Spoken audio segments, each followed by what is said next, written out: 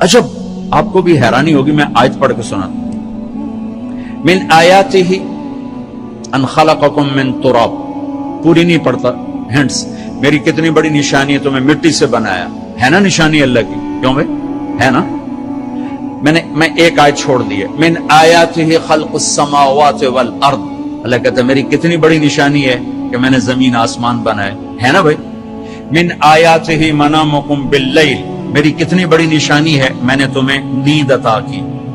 मिन आयातिही युरीकुमुल बर्क़ खौफन व तमआ, मेरी कितनी बड़ी निशानी है कि मैं तुम्हें बिजलियां दिखाता हूं, बादल लाता हूं। मिन आयातिही अन तक़ूमस समाउ वल अर्दु बिअम्रिही, मेरी कितनी बड़ी निशानी है कि जमीन आसमान कायम खड़े हैं। इसमें आप मेरे साथ साथ चल रहे हो, ठीक है?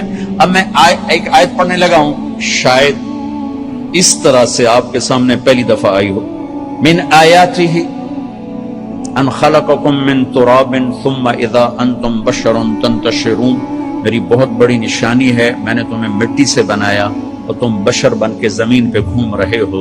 मिन आयातिही खल्क़ुस समावाति वल अर्दि वख्तिलाफु अलसिनतिकुम व अलवानुकुम इन्न फी ज़ालिका लआयातन लिल आलमीन, मेरी बहुत बड़ी निशानियों में से है कि ये जमीन आसमान बनाए, तुम्हारी जबानें अलग, तुम्हारी शक्लें अलग बनाई, इसमें मेरी निशानियां हैं। अब इसके बीच की आयत में पढ़ने लगा हूं। हम मिट्टी से बने, वाकई बड़ी निशानी, जमीन आसमान बने, वाकई बड़ी निशानी। अब सुनो, मिन आयातिही अन खलक़ लकुम मिन अनफुसिकुम अज़वाजन लितस्कुनु इलैहा व जअल बैनकुम मवद्दतन व रहमा इन्न फी ज़ालिका लआयातिन लिक़ौमिन यतफ़क्करून, मेरी कितनी बड़ी निशानी है कि मैंने खामिद और बीवी का रिश्ता बनाया। कभी ये इस तरह सुनी है ये बात कि अल्लाह कह रहा है कि मेरी कितनी बड़ी निशानी है कि मैंने खामिद और बीवी का रिश्ता बनाया, और उसमें सुकून रखा, और उसमें मोहब्बत रखी, और उसमें हमदर्दी रखी। तीन बातें बताई जो और किसी रिश्ते में नहीं बताई। ये बुनियाद है, अम्मा और हवा और आदम का रिश्ता बना खामिद और बीवी का, और जन्नत में रिश्ता जाके कायम होगा खामिद और बीवी का। और उम्र अल्लाह लंबी दे दे तो बच्चे बच्चियों की शादियां हो गई, मोर बुढ़ी बुढ़ावत कर ले बैठे होंगे। और मेरे चाचा चाची फौत हो गए दोनों ही, उनके कुदरती एक बेटा एक बेटी, कोई कम बच्चे खुशहाल घराना नहीं था, वो वैसे ही एक बेटा एक बेटी हो। अच्छा, बेटे की शादी हो गई वो अपना मसरूफ, बेटी की शादी हो गई वो अपनी मसरूफ। एक एकड़ घर मेरी चाची कल ही बैठी, शाला किसे दे दो न हो, क्या हो खाली जो हो गए कल्ले बैठन, एक दोनों की बुढ़ा बुढ़ी की वेखण।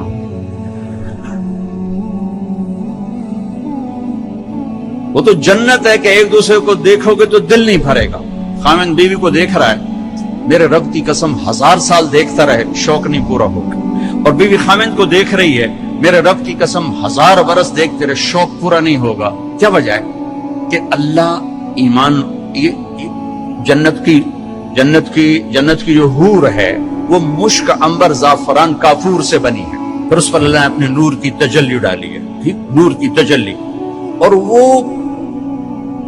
नूर की तजल्ली चूंकि लामहदूद है, लिहाजा हर सेकंड में उसका हुस्न आगे जा रहा है, आगे जा रहा है, आगे जा रहा है, आगे जा रहा है। और तुम्हारे ऊपर भी नूर की तजल्ली डाली है, तुम्हारा हुस्न भी आगे जा रहा है, आगे जा रहा है, आगे जा रहा है। तो जब कोई चीज बढ़ रही हो तो उसमें कशिश बाकी रहती है, एक जगह जब वो खड़ी हो जाती है तो फिर कशिश वापस शुरू हो जाती है और दिल भर जाता है। लिहाजा जन्नत की हर चीज, हर लम्हे उसका हुस्न ऐसे जा रहा है, ऐसे जा रहा है, ऐसे जा रहा है, ऐसे जा रहा है। जन्नत की लड़की जिसको अल्लाह ने मुश्कंबर जाफरान काफूर से बनाई, ये ईमान वाली औरतें उस जन्नत की लड़की से 70,000 गुना ज्यादा खूबसूरत होंगी, 70,000 गुना ज्यादा।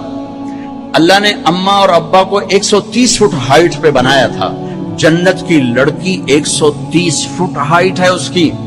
उसके सर के बाल यहां चोटी से उतरते हैं और पांव की एड़ी का आके बोसा लेते हैं, यूं आबशार की तरह उसके बाल नीचे आते हैं। और अल्लाह ताला इनसे ईमान वालों का निकाह करेगा तो अल्लाह तुम्हें भी 130 फुट कर देगा, हो गया 130 फुट।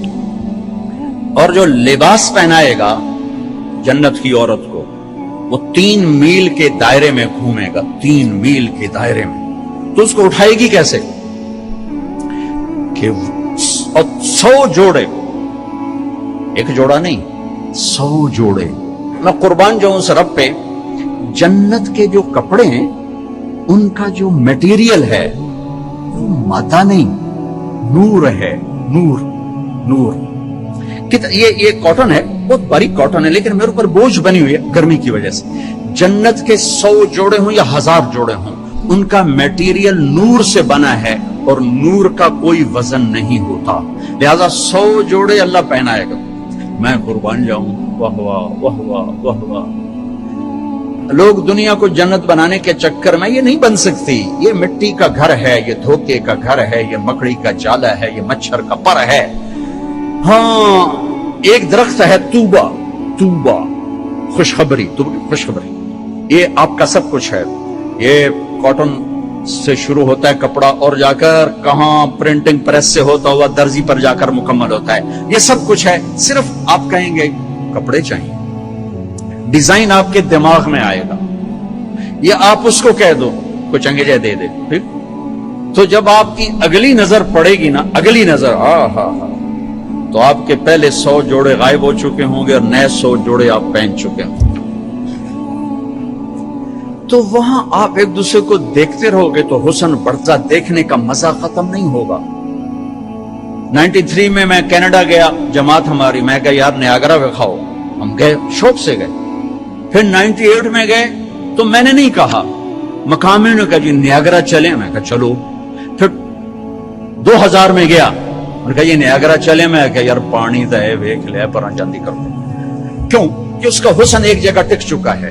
اور جنت میں کیوں نہیں دل بھر رہا کہ حسن یوں جا رہا ہے, یوں جا رہا ہے, یوں جا رہا ہے, یوں جا رہا ہے, یوں جا رہا ہے. ہزاروں برس دیکھتے رہو, وہ تو بڈھا بڈھی بیچارہ کی ویکھنا, تم جوان میاں بیوی دیکھو تو تمہیں ویکھی کیوں جانا ہے, ہوگی کی. اس رشتے کو اللہ نے کہا ہے من آیاتی ہی, میری نشانیوں میں سے ہے, میں نے تمہیں خامند اور بیوی کا رشتہ دیا. لہذا اس رشتے کو خوبصورت بناؤ, سکون کے ساتھ, محبت کے ساتھ, ہمدردی کے ساتھ.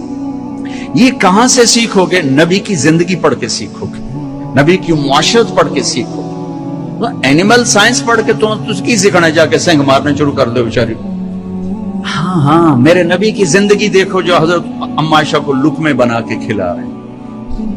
یہ اظہار عشق تمہیں سکھانے کے لیے, ورنہ میرے نبی نے اللہ کو دیکھنے کے بعد اب کس کا عشق ہے, آپ کو سکھا رہے ہیں.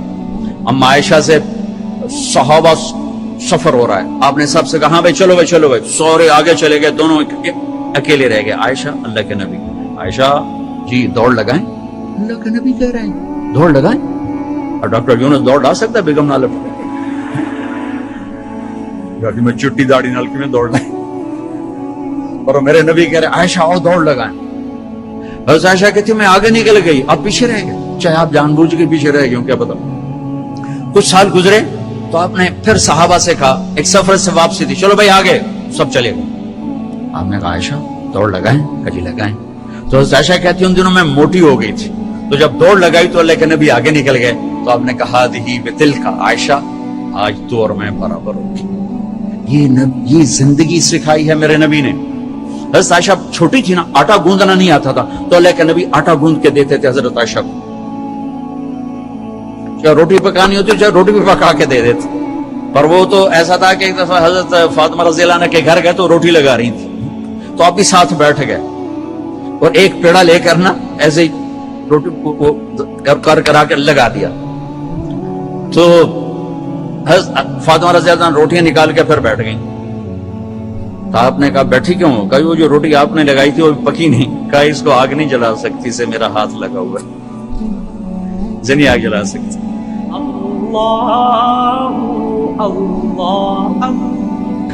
حضرت انس کے مہمان آئے تو ان کو کھانا کھلا کے رومال دیا, انہوں نے ایسے ہاتھ صاف کیے, سامنے آگ تھی آگ میں ڈال دیا. وہ کہا یہ کیا کر رہے؟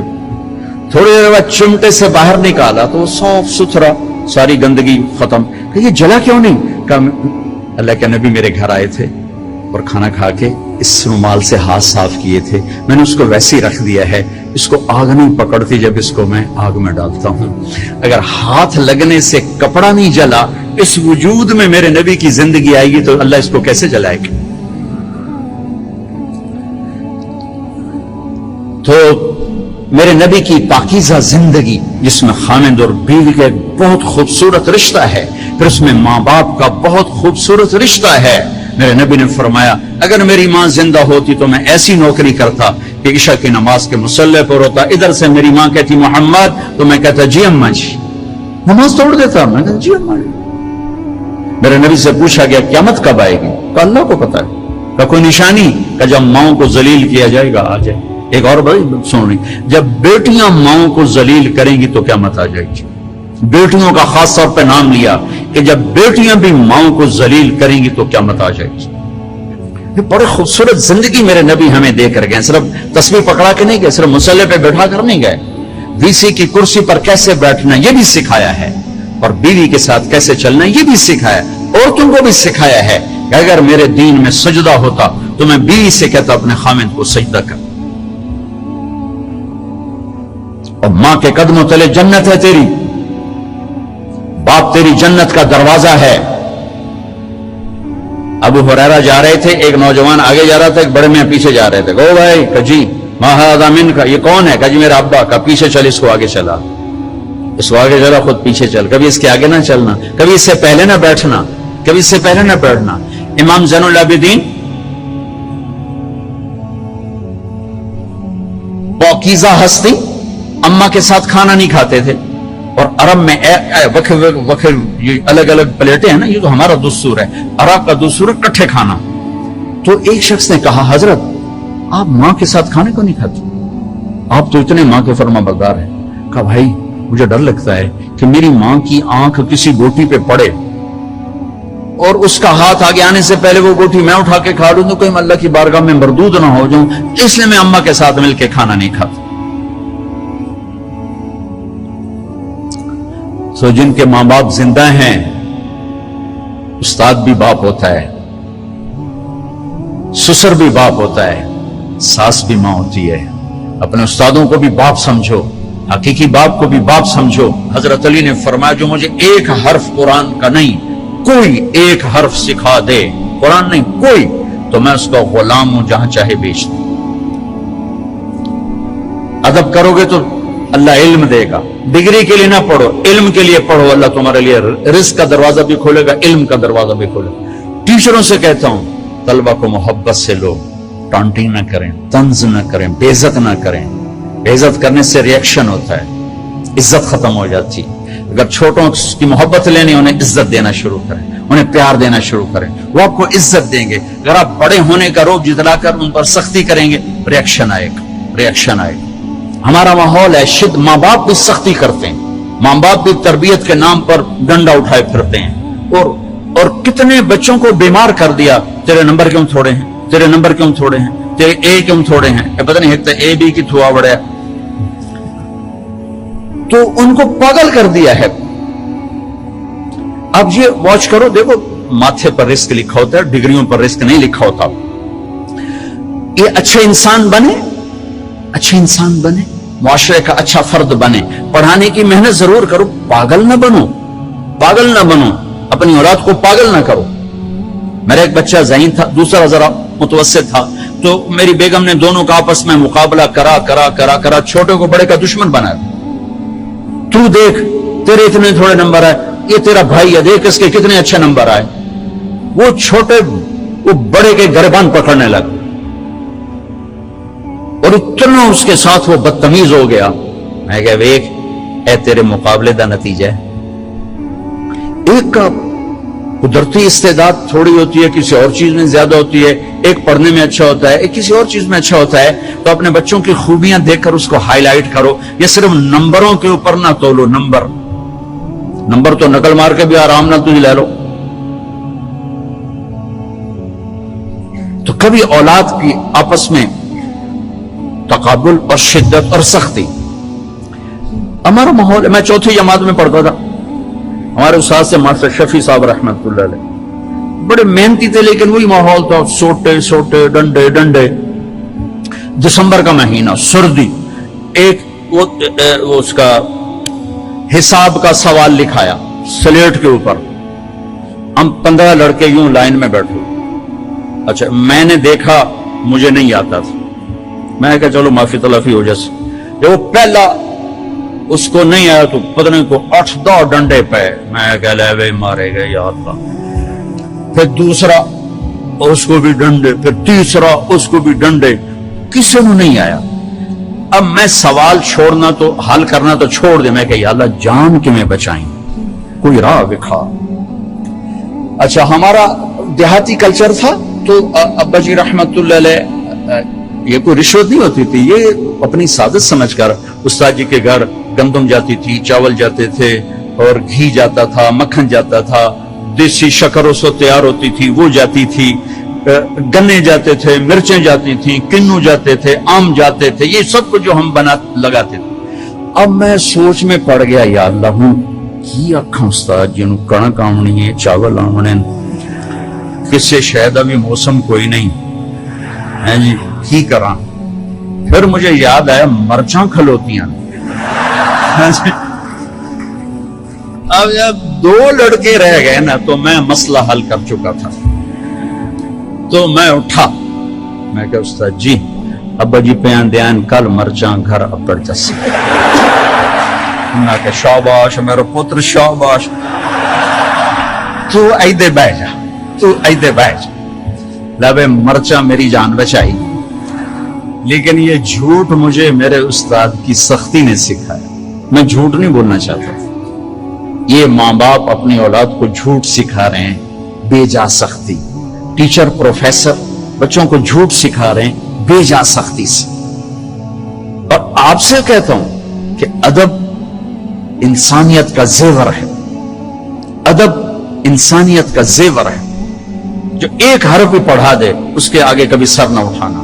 اللہ تمہیں علم بھی دے گا, رزق بھی دے گا, عزت بھی دے گا. ماں باپ ہیں, استاد ہیں, سب کو عزت دو. اللہ تمہیں عزت کی چوٹیاں دکھائے گا, اپنی رضا بھی نصیب فرمائے گا. اللہ اللہ اللہ. ماں باپ کی عزت ایک عالمی سچائی ہے, نماز ایک عالمی سچائی ہے, سچائی ایک عالمی طاقت ہے, دیانت ایک عالمی طاقت ہے. یہی میرا دین اور یہی میرا اسلام ہے, اور یہی آپ کا دین اور آپ کا اسلام ہے. باقی جو کچھ ہے وہ فرقہ واریت کی آگ ہے, اپنے آپ کو اس سے بچاؤ. اور صدیوں کے بعد تبلیغ ایک ایسا کام ہمیں ملا ہے جو اس آگ سے پاک ہے.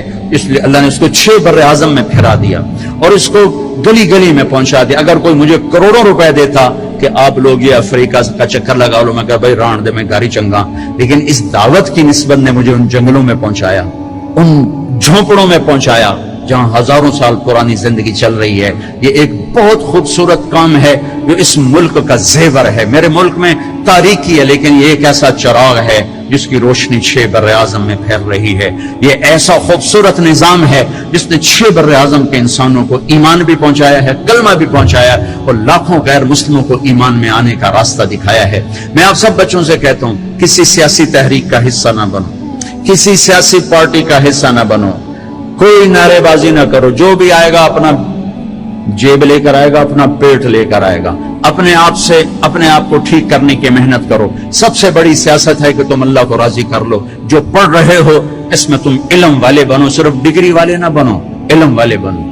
اور آپ کے ہاسٹل کی فضا ہے, آپ نوجوان ہو, آپس میں لڑائی جھگڑے بھی ہو جاتے ہیں, ایک دوسرے کو معاف کرنا. جس کسی سے لڑے ہوئے ہو صلح کر لینا, ماں باپ سے لڑے ہوئے ہو ان کے پاؤں پکڑ لینا, بیوی سے کوئی سینگ پھنسے ہوئے ہیں معافی مانگ لینا, بیوی کے خامن سے کوئی اڑبن ہے تو معافی مانگ لینا کہ میرے اللہ کو معاف کرنا انتہائی پسند ہے. اور خاص طور پر میاں بیوی اگر لڑ کے آپس میں صلح کریں تو اللہ ان کے پچھلے سارے گناہ معاف کر دیتے. یہ صلح اللہ کو ایسی پسند ہے. تو اب ہاسٹل میں پارٹیاں بن کے نہ رہو, آپس میں اگر کوئی جھگڑا لڑائی ہے معاف کرو, معاف کرو, گلے سے لگو, سینے سے لگو. اپنے حوصلوں کو خوبصورت بناؤ قرآن سے, میوزک سے نہیں, قرآن سے. اللہ تمہیں جنت کی میوزک سنانے والا ہے. ایک نغمہ چھڑے گا نا تو ہزار سال ایک ہی نغمہ تمہیں سناتا جائے گا. تم سر دھنتے رہو گے, تمہارے سننے کا مزہ ختم نہیں ہوگا. پھر جب اللہ خود اپنے